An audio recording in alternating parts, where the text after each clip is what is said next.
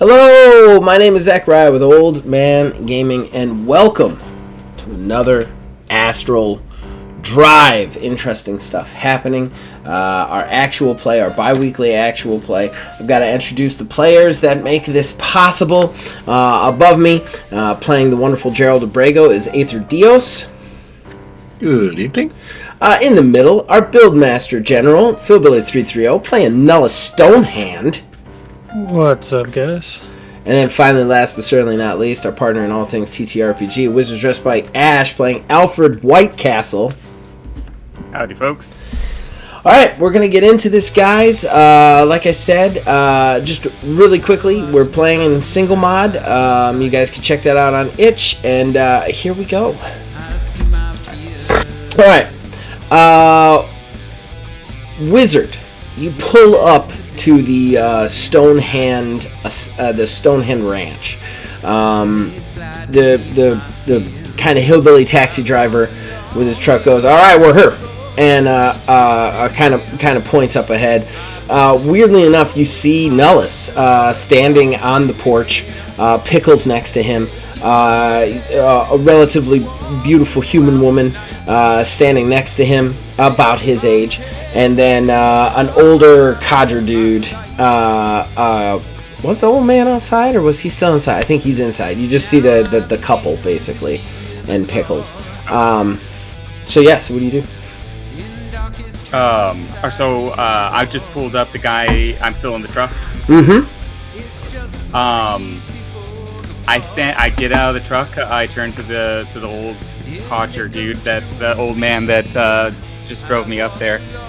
If I remember right, he was just kind of a guy, basically a taxi service, right? Yeah. There's a lot of like at the spaceports in Genesis, especially for the ranches and stuff. A lot of these guys make money. Just basically, they'll go into town in spaceport towns with a big truck, and they'll just wait for people to need rides out to ranches and stuff, and they'll just ferry them back and forth. And this guy's name is Rick, and he was your hillbilly taxi, basically. All right, I'll turn back to Rick. I'll pass him some money and say, Stand by. I might need your services here shortly if things go according to plan. All right, no problem. Yeah. So what do you do then? Is Nellis within eyeshot? Yeah, and Nellis has definitely noticed you. I mean, it's hard not to notice you. Genesis is a very flat, deserty planet for the most part, so he could see your truck driving up a mile away. So without a doubt, he's noticed you. I guess I'll walk up to the porch where everybody's standing and just say, "Nullis Stonehand, do I have permission to enter your abode?" Yes, boss, you do. Everybody, this man just made our future endeavor a little bit easier. This is the captain that we were headed to meet, Santacano. Santacano, you now notice this Alfred, kind of this large dude who kind of looks like a human in a cactus kind of person standing there. He kind of slowly stands up, but not slowly. It's almost like it's methodical, but not necessarily slow. And he looks at you and goes, "Ah, it is a pleasure to meet you." And then he kind of nods at you. I'm guessing I've never been to this planet before, and I've never seen this creature before. So I'm just gonna. I'll actually give you a knowledge roll. Give me a knowledge. I'm gonna say 15 because you have been around. You are very old, so you've been around. It's possible that you've met one before. Okay. But I'll make it rare, 15. I got a 12. Okay, so you've never seen a green before. All right. You've probably heard of them, although it's up to you whether your character would immediately put stories of plant people together with this guy right here, right now. he's got a pretty high intelligence. I think he'd figure it out, but he would still be like, well, I suppose are real.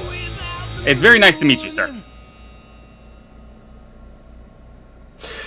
He looks at you and he goes, and he just kind of like does that noise and nods again. Then he looks at Nullis because Nullis has made certain promises, or at least not promises, but said certain things to Santacano that Santacano doesn't know how to proceed from here. So he just kind of looks to Nullis at this point. Nullis, things have grown complicated on a number of fronts. I think we may need to have a conversation or two. Yeah, I have a complication that we're gonna have to deal with on our way myself. So I kind of like step down the porch and yeah, I don't go like far away to hide, but step out alone with. Isabel actually like kind of sees that that you guys need to talk and like looks at Alfred and go, "Do you drink coffee?" Happen to have any tea, milady? When you say that, she actually side-eyes Nullis, like almost like who the hell are you hanging out with right now? And she goes, I'm like, I just say, yeah, I know.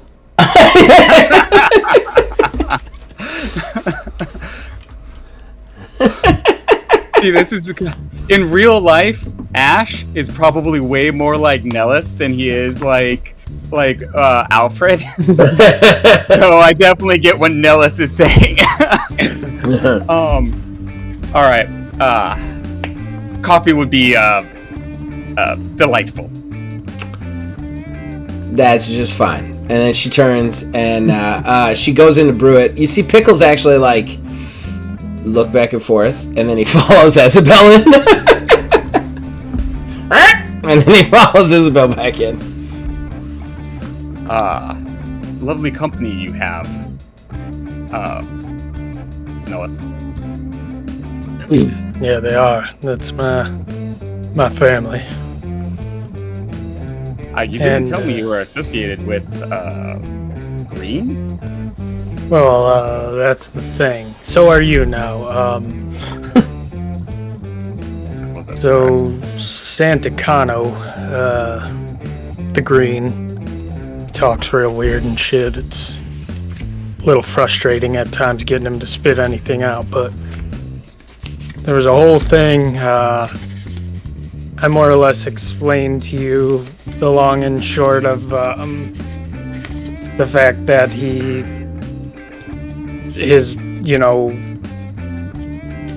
the people in the church had killed his family, basically, right? Mm-hmm. Yeah. He went and burned down their church and stuff, so they've been hunting him down. And I got myself wrapped up in that whole thing, and it was either kind of like kill him or get him off planet so he can live. So essentially I, for the most part, made a deal to Job that I'm gonna get him out of here so he's no longer a problem for really our whole homestead, and he doesn't have to die in turn. And I figure that with his millennia of existence, his skills may be able to help us along the way. Alfred's gonna take a long time to consider this and then turn back to you and say, I feel like I have a great deal in common with that man. Yeah, I'm sure you do with the whole, vampire thing. Being old as fuck, but, yeah, so I figured you'd relate, Captain, and wouldn't have too much issue getting him off planet with us. I mean, the guy, for the most part, unless you talk to him, he pretty much stays quiet and just kind of ponders to himself. But you were saying that you got issues. What the hell did I miss? And where's Abrego? I thought you went with him when we got off mission. Well, things have not turned out quite as planned. I'll actually start off by explaining to Nullis generally what happened with Abrego. And telling him, like this demon is what I'm perceiving as most likely a demon, what it looks like to me. It's taking control over the high authority in the Church of Matthias and is holding Abrego essentially hostage. And I am able to go and retrieve the ship that we need that can get us out of this galaxy or this solar system for a limited amount of time. But we're going to have to very much be fast about it because my system's going to break down Abrego's DNA quicker than not. We have maybe about 4 days to get the ship out of a hive who have been infected by the Scalera. And then I'm going to go in and explain to him another level to this and say, Nullis, there's another complication that is affecting me on a more direct and in some ways personal level. You know that I am trying to get my people out of this solar system. This is not a safe place for us anymore, and hasn't been for a very long time. I can sympathize with your friend as to needing to leave in order to avoid persecution. I'm going to tell you a few things that very few individuals who are not vampires know about our kind. But it's going to elevate your risk if certain of my people ever find out you know this information. Do you understand? Yeah, as much as I can. It's hush hush. The vampires in this solar system are all trying to survive the best they can, but we still recognize a degree of a hierarchy. We have a queen. She's extremely powerful, and she's assigned me to retrieving the Missionary One so that we can escape this solar system. She is pressing me for results quickly.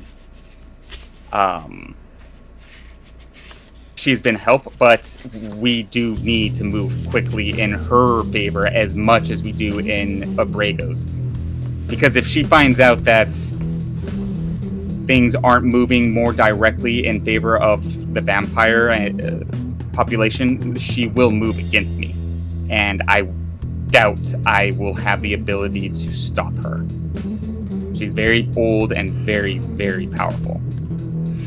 Additionally, I may have told her that you and Abrego are my vassals. I have claimed you to be part of House White Castle. And that love is their burgers. That essentially gives you some leeway with my people, as in they would know my name. Do I get a patch and shit? You get not eaten. So that's I a just plus. figured that way they'd know I was representing House White Castle. That's all. Forget it. It was kind of a joke. Don't worry about it. I'll see about Trying to getting make you light about it. what? It sounds like a pretty fucked up situation, but you got a ball buster and a half for a boss or queen, for sure. It sounds like, and you left Abrego with who? Who'd you leave Abrego with? The leader of his order, of his church, the high priest, high prophet, high whatever they call them on this planet. Knowledge, intelligence to remember. If you can't remember.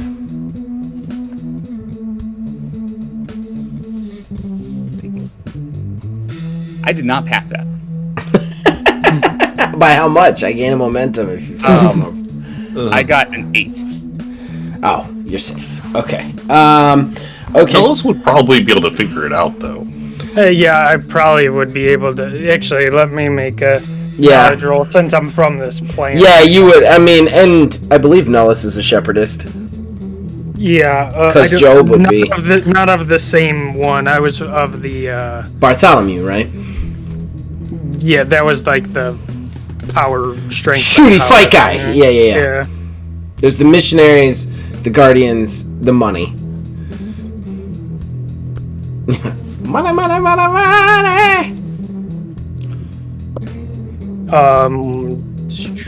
What am I at? Intelligence and what? Knowledge. It's a 13. Okay. Yeah, you know what it is. It takes you a second to kind of rifle through your brain because you're not super familiar with Matthias. Like, you're, of course, aware of it. But as you guys follow Bartholomew, you tend to stick to those books.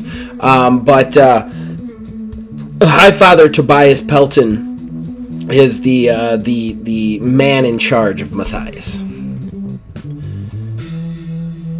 Gotcha.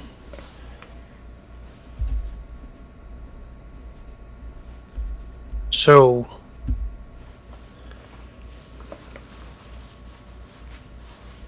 I think he's in league with the echelon of the end, and the sources I have in regards to that have indicated that they're intending to annihilate the entire system. That's crazy. Yeah, obviously it is system-wide if we were dealing with them over on Axiom as well. I feel that they're most likely also in the archipelago. My queen is familiar with them, very aware of their actions and their motivations.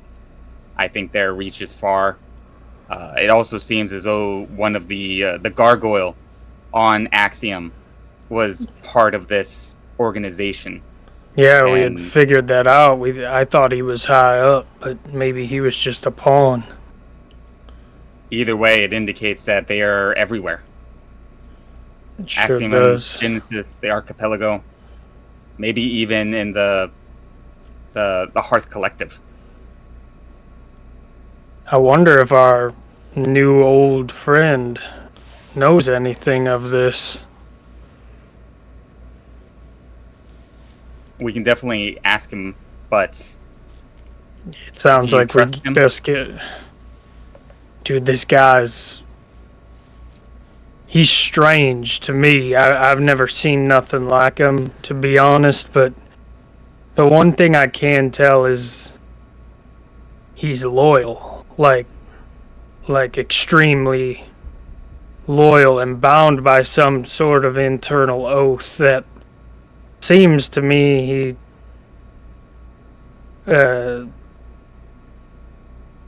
I get the feeling he would never betray me, put it that way. all right. It sounds that as though you have obtained a vassal of your own. This is good. Yeah, I got a vassal. Got a vassal. Vassal! Why don't we ask him and then formulate a plan as to how we're going to retrieve the missionary one and get out of this system with Abrego. Let's do it. I mean, I'll let you, I'll introduce y'all and let you do more of the talking since you're more familiar with all these fancy terms. You know, vampire, witch queens, and Yeah, why don't we keep the vampire and queen and all of that to ourselves? All the more Because- reason for you to talk about it, just seeing think as that's a how I good idea. gotta, yeah. Yeah. Let's go with that. So you Plus, guys are you know, you guys are gonna talk to Santacano, right? Is that yeah, who we you're can talking even, about? Okay. yeah, we can even do it on the trip if you're in much of a hurry. But at least give me a minute to say goodbye to my lady. Just want a quick correction. Alfred, you do not have 4 days. You have like 56 to 72 hours. Just Okay. clarifying. Because you have 3 days before the blood breaks down in your body, roughly. And it's already been kind of like half a day since you bit him. So just keeping that in mind. Yeah, we should probably move very quickly. All right. Sounds good. So you guys load up then. Isabel brings you your coffee. It's good. It's Frontier coffee. Actually, really quickly, give me a Constitution endurance check. Difficulty is 10. Who? Okay. I got that. Constitution.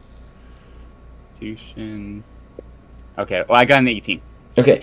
Oh, take a momentum. For this coffee is not good to you. It is very like Bitter. yeah, Western black bitter coffee. You can tell that like you're the only person that doesn't like this. Like even Nullis is like, this is great. I fucking love this. You know, these people have grown up on this.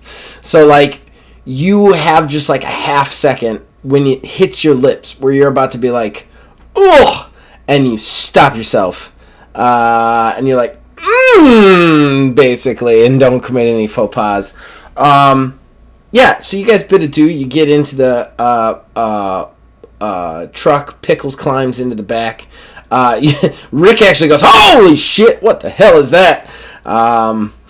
When he sees Pickles climb in, but he notices that Nellis is with him. He's like, damnest thing, I ain't never seen that. Orc cowboy with, damnest thing. And then he just starts up the truck and starts driving. Alright. We're going to switch off to Abrego. And then you guys can have your Santacano conversation when we come back. Abrego! Now, we had left you off discovering a very secret journal of a one Halcyon Craven, who was a vampire who aided the shepherds in going through the portal, which could basically disenfranchise all shepherdism sort of thing, like a kind of a grenade journal, but it is all in vampiric, like old school vampiric language text, so it's very hard for you to decipher.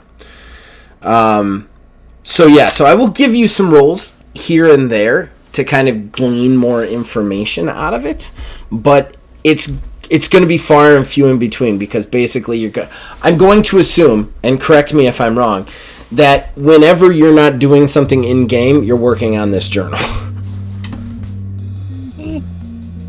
That's fair. Okay. I also don't have a whole lot of places to go with this. This is true. You did steal it Prison. successfully. Yeah.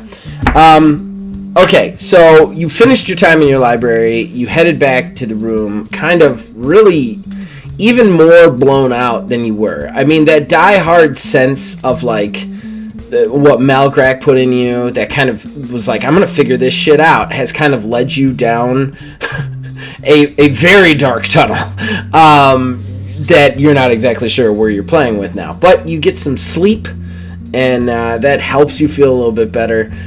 You are, however, woken up the next day by a wake-up call. It is just some servants bringing in some food for you. They place it on the table. And then there is one of the servants kind of looks at you, hands behind the back, butler style, and goes, Sir Abrego, High Father Pelton would like to speak with you once you are done with your breakfast. He will be awaiting you on the lanai. Most pretentious thing I could think of in short notice. A lanai's a patio, Yes, right? of That's course. a patio, It's right? a back porch, yeah. Thank you. Yeah, he'll be awaiting you in the lanai when you are prepared. I think it's usually screened in, too. Yeah. He's definitely going to have a pergola, because those fucking things are useless. I hate pergolas. I hate them. They make me so mad. I'm like, they're open. It doesn't do any. It's just wood. It's just extra wood to run into in the dark. That's all it is. It allows your sunburn to be in crisscross pattern. Fucking pergolas. Okay. So, yeah. So what do? They walk out. They leave you with the breakfast. Ponder how any of this, how you consumed what was once regular experience and food. Well, after The stew. a week of survival food and Malgrax stew. few existential crises. It tastes. Doesn't really taste like anything anymore. It doesn't. It's weird. It almost tastes too good. Like you're almost repulsed by it, even though this is the food that you used to eat. Like somebody who's quit drinking pop and then tries to drink it again, you know, like for like years, and then tries to drink it again. It's kind of that feeling where it's like, I don't know if I like this. But still, it's nourishing. You eat it. It's good for the most part. And yeah, do you head out to see Pelton? Yes. Okay. All right, you head down to the lanai. When you get to the lanai, you don't just see Tobias Pelton there. Pelton is sitting there. He has finished his breakfast, but there was also more breakfast. The lanai is just this huge back porch that runs the entire stretch of the horseshoe mansion that they have going on. So it's just this huge horseshoe porch as well, with multiple levels and steps. It's ridiculous. And it overlooks the back, which is actually just this huge kind of ridiculously gaudy garden that almost has more like gold encrusted structures than it does plants. They're rich. Lots of uncomfortable but ornate seating Yes. and water features that don't really contribute anything. Exactly. You're picking up what I'm putting down. However, he's not sitting alone. There are two others sitting at the table. The first person you notice is a Synom. Synoms are the small prairie dog race that were the first to be absorbed by the Pilgrims when they came in, because the Synoms were a small prairie dog race. So their tribes were constantly picked on, easily murdered by predators. So kind of like the Pilgrims were a saving grace for them, almost. So they have been with the Pilgrims since almost after they came over. So much so that they hold positions of office. They hold a lot of land. They're much more higher up than even the Armas are. They're almost considered on the same level as the Pilgrims in the Pilgrim Society. So you see a Synom standing there. I do want you to give me a knowledge check, knowledge intelligence with a 10 difficulty, and this is uncontested.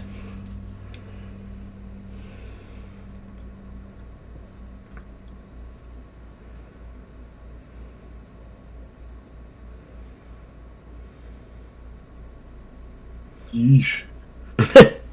And we're back to that. You had all the good rolls last time. It's all been 11. expunged. 11 is enough, however. Not enough to get a momentum, but enough to pass. So you... Don't ask how many bonuses and points went into making that die. Yes, I did use the D20. So you basically see this Synom is sitting there. The Synom is a female Synom. She is wearing she's wearing kind of survivalist gear, like Western survivalist gear, but it has this kind of like patching that is almost like religious to it. Like you'd almost feel like a priest would be wearing it, plus the high collar that priests wear, and you immediately recognize her uniform as that of a missionary from the, I believe they're called Genosians. Not Genosians, that's Genesis. It's Genoshaba, I think, is what they're called. The third school. Wow. I think that's correct. I think it's correct. I have to just find Jehoshaba, yeah. The Jehoshaba the followers of Jehoshaba, which are, their section of the religion is conversion. Their section of religion is go out, get natives to convert to shepherdism. Go out into space, find people on other planets, convert them to shepherdism. That's what they do. They're very, like old school missionaries. But they're also kind of they can survive in the wilderness quite a bit. They're usually very outgoing people because that's their whole job is to get people to convert religions. So that's what they are. So she is sitting there. Then you see somebody a little bit more rough and tumble. Another female. This is I need to remember the race name real quick. This is a Feli. Felis are like large hyenas, like humanoid hyenas. If you're a D&D player, think gnolls, but not evil and psychotic. They are that kind of thing. Now, the Feli kind of throws you for a loop, because Felis are extremely nomadic, tribal, natural Genosians that actually just move from spot to spot to spot. They have not integrated into Pilgrim or Shepherdess society very much. There's very few of them. They're not nearly as terrible as the Iggies, who, literally the Iggies, you see them, they try to kill you, sort of thing. The Felis are kind of in between that. They're a very nomadic race. They have kind of a wanderlust. They're migratory. They pick up and put down sort of things. But they don't really go... They can be very hostile towards the shepherds, the shepherdess and the pilgrims, and they're not. You don't see them a lot in normal society. You especially don't see them dressed like her. She is dressed in full Bartholomew getup. What do we call them? Why do I keep forgetting what we called them? What Samson was? That's gonna drive me nuts. It's gonna drive me nuts. I have Samson here, and I don't actually have what it was. Chaplains. Thank you. Jesus, why can't I remember that? You know what? I'm just gonna put it on Samson's character sheet. He is chaplain. All right. So she has kind of the trench coat, the wide-brimmed hat. She has 2 guns on either side, 2 revolvers on either side. They're smaller revolvers. And like just a gun belt of bullets around it, but she is wearing the chaplain triangular badge on over her heart, which is a true enigma to you. That not only is she a Feli, but she is wearing the garb of a chaplain. At this point, Tobias notices you, unless you're going in stealthy. I don't know how you're going. No. Tobias notices you and goes, Abrego, welcome. Come, sit down. I trust your breakfast was to your liking? Yes, of course. It was complete and very reasonable. We have guests, I see. It's like, yes. We actually have something very important to do that I've wished to speak with you on. Real quick, gonna roll that. Okay. At this point, dog's name again. Etad. Sorry, man. Etad kind of walks out and kind of cocks his head, and you see actually the Feli kind of look at the dog, and she actually kind of gets a little doe-eyed and goes, oh, and kind of like trying not to disturb the table, but kind of does that, like points at him and kind of plays with him a little bit, and then he kind of plods over to her and she just starts petting him. One thing you notice about this right off the bat, nobody in the entirety of this mansion has Etod been okay with. Since landing, he hasn't liked this planet, he hasn't liked these people, but for some reason this felly, he just immediately walks over and lets her scratch him behind his ears, which is interesting. And kind of shaking. You see Tobias is actually thrown by, well, I see I've done the right thing with your assignments. And then the felly kind of notices she's committing some sort of faux pas, and she takes her hand away and goes, I am very sorry. Apologies. And then Pelton turns back to you and goes, I want you to meet two people. In your studies as the next High Father, we are going to, I have decided the best way to do it is to get you out of this mansion and to take a little trip, and so that you can see all the good we do in person and all the good that I bring to this planet. With us will be traveling these two. He points at the Sinom first. You can tell he seems to kind of like the Sinom a little bit better for obvious reasons. He goes, this is Eleanor Benshaw. She is a missionary, second order, with Jehoshaphat. And she is going to be going with us on this little mission, which I will explain in a second, and then you will understand exactly why we're going on it. She nods and she goes, I'm honored to be in your presence. It is something else to be... It is a true achievement to be considered for the position of High Father if you are not a pilgrim, let alone be next in line.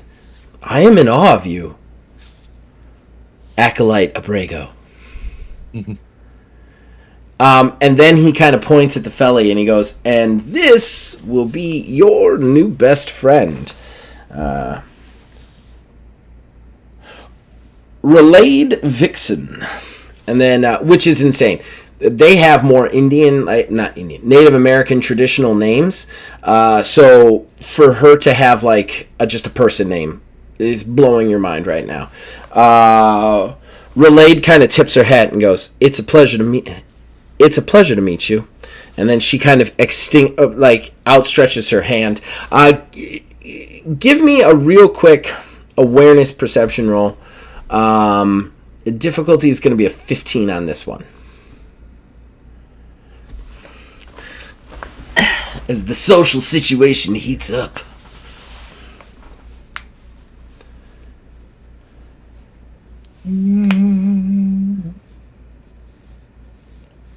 Yeah, it's a 15 exactly. Oh, okay. That's fail, but only barely a fail. So here's what I'm going to do. I'm going to say, you notice she has a bunch of bracelets on her right arm when she extends it to shake yours, because she extends it so that the cuff of her coat kind of peels back a little bit.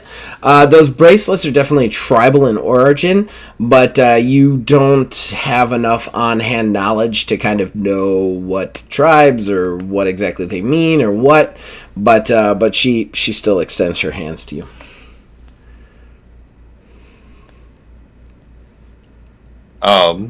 We'll definitely shake her hand.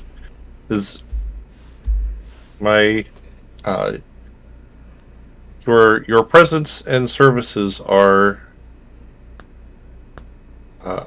appreciated. She nods, and you can see there's something in her face about you. You kind of noticed it with the Sinom as well.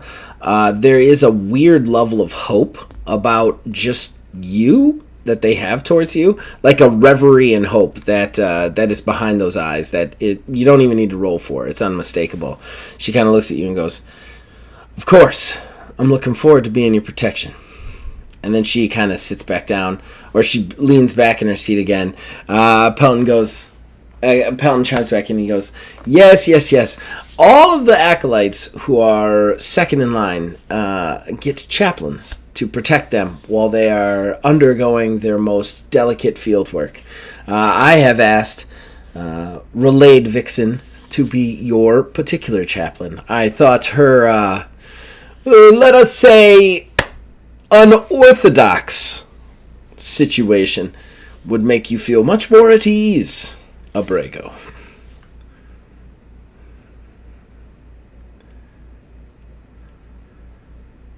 We must all adapt to all situations most efficiently.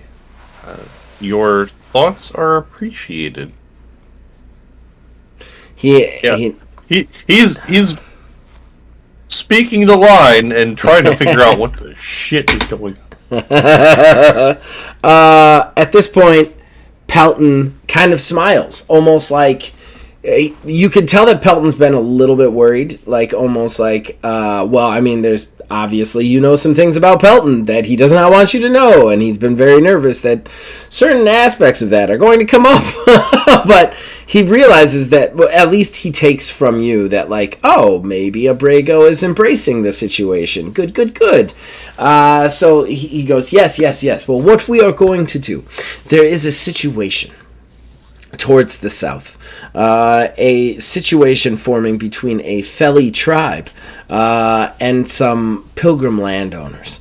One of the main things that we do here in the Church of Matthias is we are emissaries.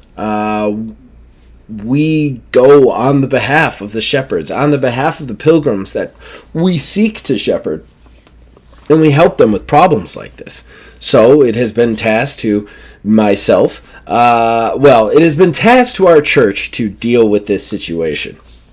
I have decided to take it upon myself personally and take you with me so that you can see exactly what it is we do and possibly learn even greater how to be a high father from actual field work instead of just studying in books. Isn't that wonderful? And then the Synum actually chimes in before you even get a chance, and she goes, yes, I think that's splendid.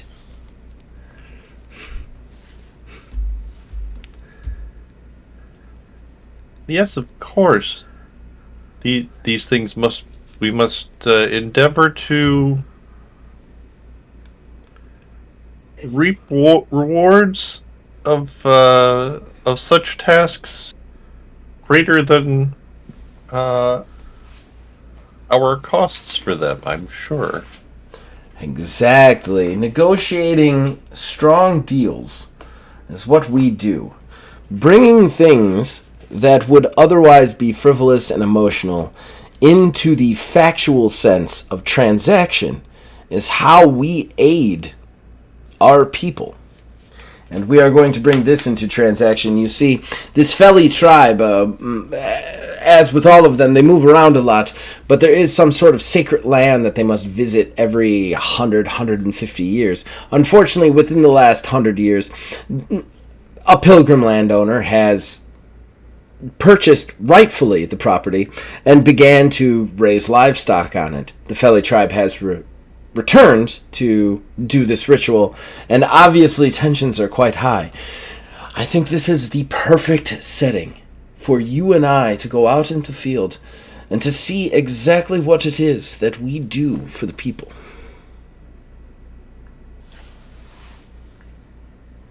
Of course, it is one thing to read the reports on such things, and another to be there in person. He actually clasps your shoulder, like, yay, we're friends again. He clasps your shoulder and goes, yes, I knew you'd understand. I knew you would. I'm gonna be tricky here. I'm gonna roll the intelligence merchant to kind of glean some hints about this process from reports that I've done before. All right, go for it. I'm going to give you a 10. That's a good idea. I like it. I'm still not rolling very high, but I have some points in this at least. You spent it all last time. Apparently you get one good session of great rolls. That's the most double-digit rolls I think I've had all season. I mean, in fairness, you definitely uncovered a lot of plot elements, so it was a good time to have those rolls. You don't want those rolls when you're trying to, not goff at coffee. My rate of almost dying is high enough where I should hold on to that. Anyway, yeah, it's a 19. Oh, that gives you a momentum, sir. All right, so the what you glean from this. All right, so here's the deal. Matthias is going to go there. They're going to try and offer them money. They're probably not going to take it, and then they're going to start working through some sort of transaction. The process is always, how do we pay these people off?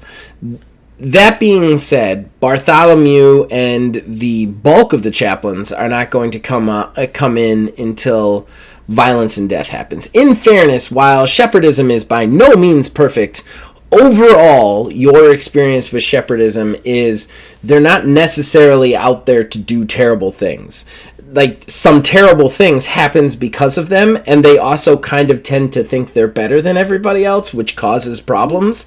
But overall, they mean well. So, they're not just going to go out there with you and just start annihilating them. There's definitely going to be negotiations, and they're going to try and peaceably get these Feli to stop doing whatever it is they're doing to these landowners, basically. Or find some way to maybe... They will always be on the side of the landowner, but they're going to try and get it to be peaceable before they all right, kill them all. It's not going to quite be like that. Yeah, I want to see if I could use a. Yes, I've seen a lot of these negotiation forums. There's some facilitation payments and travel expenditures, or collateral costs, ammunition, and disposal prices, Right, exactly. I can plausibly deny it as an office person, but, now that I'm very cynical, I'd something about my memory of these stupid forms is making me very uncomfortable.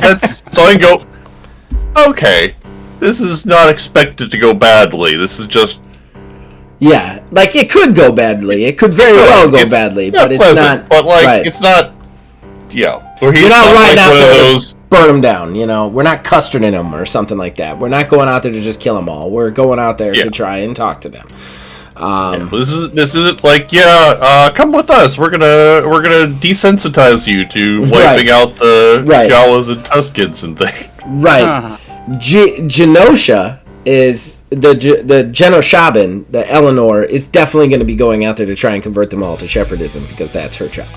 You get the hang of that. And as far as the read on Rallied Vixen, she 100% seems like she's just a chaplain who is here to keep you alive. She's currently the most sane chaplain I've met on this trip, and probably in the top 5 of all time. Yes, seeing as though the one other chaplain you guys met you had to stab to death, I think she's definitely up there. And the only other one was the racist asshole who tortured Nullis. I think that she's far and away the best of them right now. Okay, but that's it. That's our show for the evening. So let's do the sign-offs. Gerald, anything you want to plug, sir? If you haven't watched our id playthroughs, go do that. If you haven't bought our game yet, also go do that. And watch everybody else's stuff. Next. Nullis, anything you want to plug, sir? Not a whole lot going on. We should be hopping back into TMNT Another Strangeness here in the next, I think, 2 weeks from today. So if you're able to catch that, join us as we hop back into that adventure as well. Our actual next session is not going to be till November 7th, just because of crazy busyness stuff. That being said, not to correct you, sir, that being said, I am very much considering converting everything over to single mod, just because Palladium is getting very hard to do for me as a game master just once a month. Seeing as how I lost everything for that character in my move and can't find it, that would be awesome time to do it. That may have just clinched it. Wizards Respite Ash, what would you like to play, sir? As always, all of these episodes and all things that we're doing here with TTRPG can be found here, but also on the Wizards Respite. The wizardsrespite.com is the website I run, dedicated to all things TTRPG, these shows, my blog where we go into all sorts of things for dungeon masters, game masters, content creators who are trying to make their own games. Please check that out. Also, we have just started selling t-shirts for their TTRPG themes, and yeah, that's what I got for tonight. As for me, please, if you thought this game sounded in any way, shape, or form cool in any way, shape, or form, please go to itch.io, type in single mod, and you will come up with me. We also have a entire setting that is a gothic horror piece that we play an actual play-in that Wizard actually game masters that one. You can check that out as well. Everything's very cheap. Please purchase. Keep a small game company alive. As far as content, we have tons of stuff coming out. One thing I'm going to shout out real quick on these two shows is the fact that I have a new show coming out at some point in the nearest future, probably within the next month, called Let's Talk About Your Character. Let's Start With Your Name. And basically the show is me just interviewing somebody about a TTRPG character that they loved or were interested in. And my goal right now is to get everybody who is in any way, shape, or form on the channel in any way, shape, or form to do one of these episodes. Brian, I'm looking at you. You're coming up next. Phil, Billy. Actually, all three of you guys I still have to do. So keep a lookout for that. I'm very excited to do that. I'm specifically doing that for Wizards Respite because I want some more TTRPG stuff up there. So, yeah, other than that, you guys can reach us on the Facebook at Old Man Gaming DH. You can reach us on the X at Old Man Gaming 9. You can, of course, check out, just like he said, everything Wizards Respite has to offer at wizardsrespite.com, including these shows you can check out there as well. And then you can also join our Discord, links in the description below. As long as you guys keep watching, you keep listening, we'll keep making them. We'll see you guys next time.